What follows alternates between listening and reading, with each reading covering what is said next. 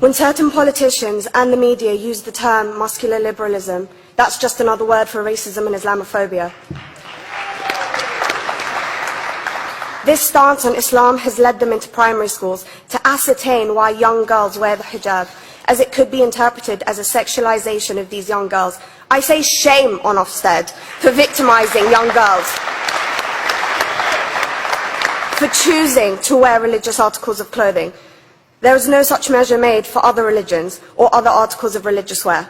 This stance has other ramifications. It signals to the British public and emboldens groups such as EDL, BNP and other fascist and racist groups that women are oppressed by Islam, are made insubordinate to the men that supposedly force them to wear it, and that it is the job of the British state to liberate us. We reject this imperialistic saviour thinking.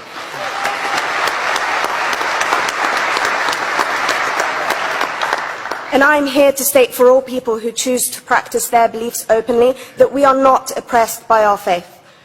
Islam is not one homogeneous block. There are Muslim women who do not wear the hijab, and that is their interpretation of their faith. The Quran beautifully states, La ikraha fid din, which translates to, there is no compulsion in religion. My faith has given me the right to choose 1,400 years before the Universal Declaration of Human Rights told me I could. A fun fact for you, conference. My dad didn't want me to wear the hijab.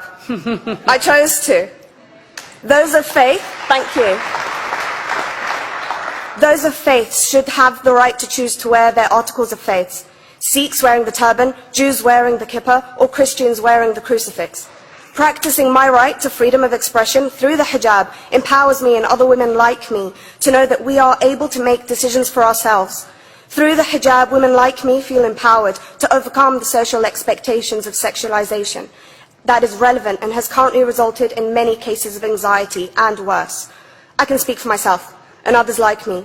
At school, I was able to focus more on the thoughts that were running through my mind than how good I looked to the world. The NUT has supported a woman's right to choose when it comes to pregnancy. I want conference to support my right to wear the hijab.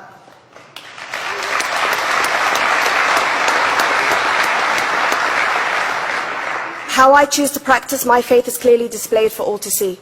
This makes me the target of hate crime. The level of racist attacks on Muslim women is disproportionate to any other oppressed group in British society because we are an easy target.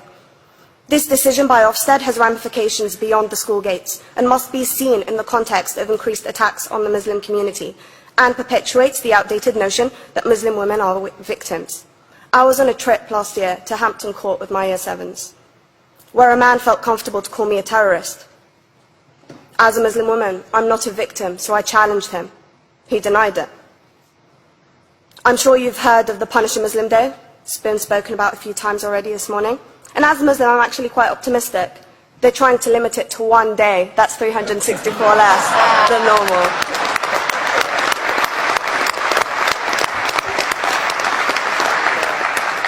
But let's be clear, conference. Islamophobia and other forms of racism affects non-Muslims too.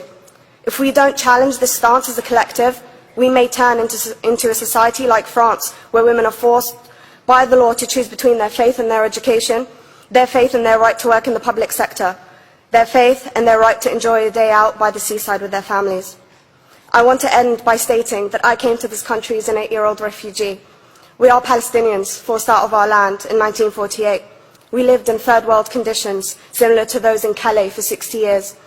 Here, I received the support I needed to study law at university and become a secondary school citizenship and PSHE teacher and a school rep.